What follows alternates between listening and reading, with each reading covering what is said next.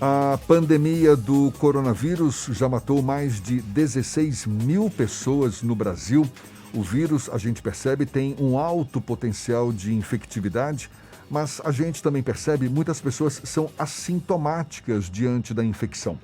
Afinal, o que de fato determina se uma pessoa, ao se infectar pelo coronavírus, pode desenvolver ou não os sintomas da doença? É o que a gente vai saber agora, conversando com a bióloga geneticista, a cientista e também chefe da Singular Medicina de Precisão, Kyoko Absandis, nossa convidada aqui no Issa Bahia. Bom dia, doutora Kyoko. Bom dia, ouvintes da Tarde FM. Bom dia, chefe. Bom dia a todos. Bom dia, doutora Kyoko. Pois é, o vírus é o mesmo, mas as reações são diferentes de indivíduo para indivíduo. Se a gente pode concluir que a diferença está então no indivíduo, como saber se eu posso ser sintomático ou assintomático diante da doença? De maneira geral, isso não é uma característica específica para essa infecção nem para esse vírus, né? Nós estamos em contato com vários vírus e a gente sabe que todo ano tem surto de gripe e algumas pessoas desenvolvem a doença e outras não. Então, da mesma forma, com relação a esse vírus, essas diferenças são diferenças genéticas mais do indivíduo do que, na verdade, do vírus. Então, a gente sabe que, nesse momento, como essa cepa de coronavírus é uma cepa nova, provavelmente ela é muito semelhante. A gente já sabe que já foi sequenciado esse vírus e algumas cepas são um pouquinho diferentes, que infectou pessoas, por exemplo, na Europa, um pouquinho diferente do da China. Então, os que infectaram os brasileiros também têm pequenas diferenças genéticas, mas a maioria dessas diferenças, se você vai desenvolver ou não a doença, está mais no indivíduo que está sendo hospedeiro desse vírus, que foi infectado por esse vírus. A senhora falou em questões genéticas, mas vale também aquela lógica de que se eu tenho uma boa alimentação, sou, digamos, aparentemente saudável, fortaleço o meu sistema imunológico com vitaminas, atividade física, isso também pode ser determinante para o desenvolvimento ou não dos sintomas do novo coronavírus? Regra geral, a gente diz que um estilo de vida saudável, uma alimentação saudável, ela é bom para qualquer coisa, né? Então, para o desenvolvimento de um organismo saudável. Mas essa informação genética, ela é muito mais importante. Eu digo sempre, se você tiver que escolher, se você pudesse escolher entre variante genético de boa qualidade, ou seja, que responde bem às infecções, que você reconhece rápido, um hospedeiro, um vírus ou uma bactéria e possa se defender dela muito rápido, é melhor do que você ter um estilo de vida adequado. Então, essas diferenças genéticas, elas são extremamente importantes. E é claro que se você tem variante genética que lhe defende muito bem desses vírus ou dessas infecções, e você tem um estilo de vida também saudável, é um complemento, né? Então, duas Seria coisas o que se ideal. completam, né?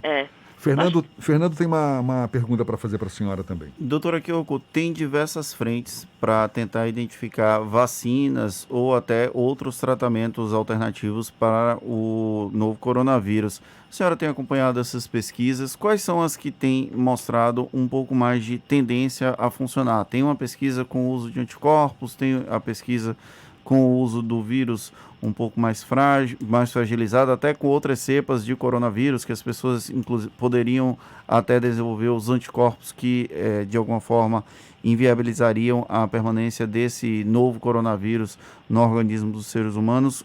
Como é que a senhora tem observado essas pesquisas?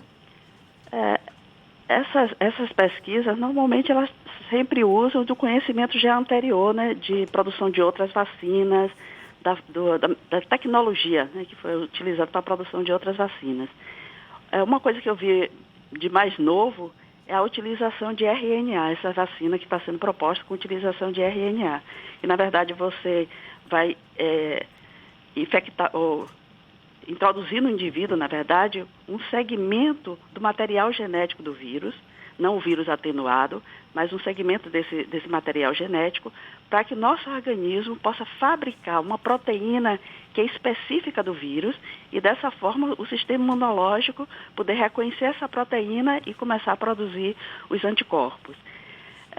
De maneira geral, as vacinas elas funcionam muito bem, né, mas você precisa de um tempo para testar, para poder ver se ela é eficiente, se vai lhe defender realmente contra o vírus e quanto tempo essa imunidade que a gente produz, ela vai permanecer no organismo, né?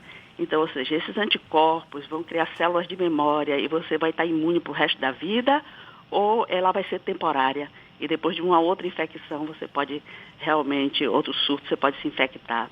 Além disso, a gente sabe que o vírus ele muda muito, ele sofre mutações genéticas e às vezes cada surto ele já vem um pouquinho diferente. Então, o organismo que tinha se preparado, ou que tinha preparado toda uma defesa para aquela cepa, às vezes não serve para a nova cepa que já tem mutação. Doutora Kiyoko, hoje tem pesquisas sendo desenvolvidas em vários países, Estados Unidos, Israel, países da Europa também, aqui no Brasil, e são técnicas diferentes. A senhora citou agora como exemplo essa técnica que utiliza, digamos, fragmentos, né, do vírus para desenvolver um tipo de anticorpo e tal. A gente tem conhecimento também de uma pesquisa que está sendo realizada no INCOR, em São Paulo, em que são utilizadas eu não sei como é que eu defino, uma substância, mas que imita o funcionamento do vírus. Existe alguma técnica que seja a mais eficaz ou, de fato, todas essas possibilidades são válidas? Todas as possibilidades são válidas.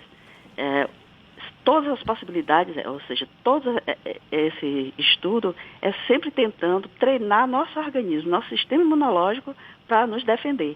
Porque, na verdade, é isso que acontece. Quando a gente fala assim, depende da genética do indivíduo, significa isso. Você depende de variantes genéticos, que nós temos os mesmos genes, porque somos indivíduos da mesma espécie, mas nós temos variantes genéticos diferentes que se acumulam nesse percurso todo de evolução. E grupos diferentes, do ponto de vista populacional, acumulam variantes diferentes. Então, é esse sistema imunológico nosso, com essa variação enorme que a gente tem, que vai ser capaz de reconhecer e nos defender de alguns desses parasitas, ou não.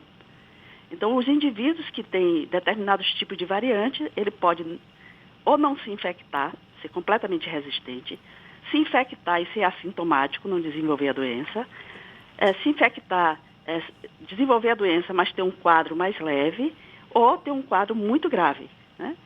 Então, vai depender muito dos variantes genéticos que você tem.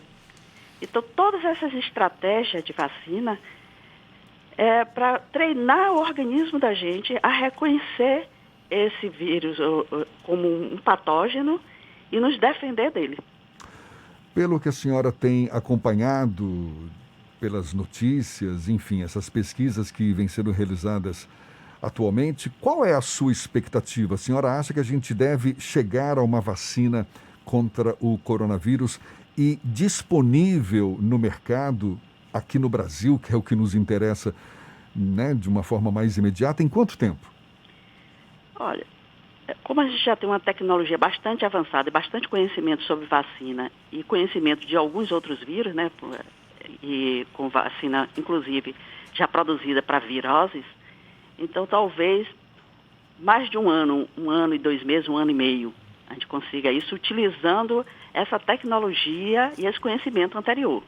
Se for começar uma coisa completamente nova, uma estratégia completamente nova, aí dura muito tempo. Porque até você chegar na fase clínica para testar, primeiro você testa em célula, depois testar em indivíduos e ver a eficácia dela, por quanto tempo ela dura, né, essa resposta imune ela se vai ser permanente ou não, demora 3, 4 anos. Nossa Senhora. Então, na melhor das hipóteses, daqui a 1 ano e meio, e já disponível no mercado? Já disponível. Aí depois também a gente precisa de uma outra... Aí tem um outro problema, né? Que é fabricar em quantidade suficiente e distribuir. Não, mas foi isso que eu quis dizer.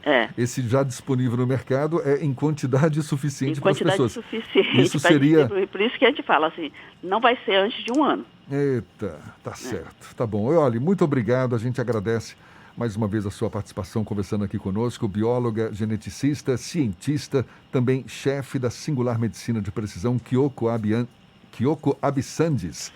Eu sou chefe da parte de diagnóstico molecular, porque é uma equipe, na verdade, um grupo de 4 pesquisadores, né, que chefia o laboratório. Tá certo. Mais uma vez, muito obrigado e um bom dia para a senhora. Obrigada. Bom dia. E a gente lembra que essa conversa vai estar disponível logo mais nas nossas plataformas no YouTube, Spotify, iTunes e Deezer. Dê uma chegadinha lá e acompanhe novamente essa entrevista. Agora, 26 para as 8 na tarde, FM.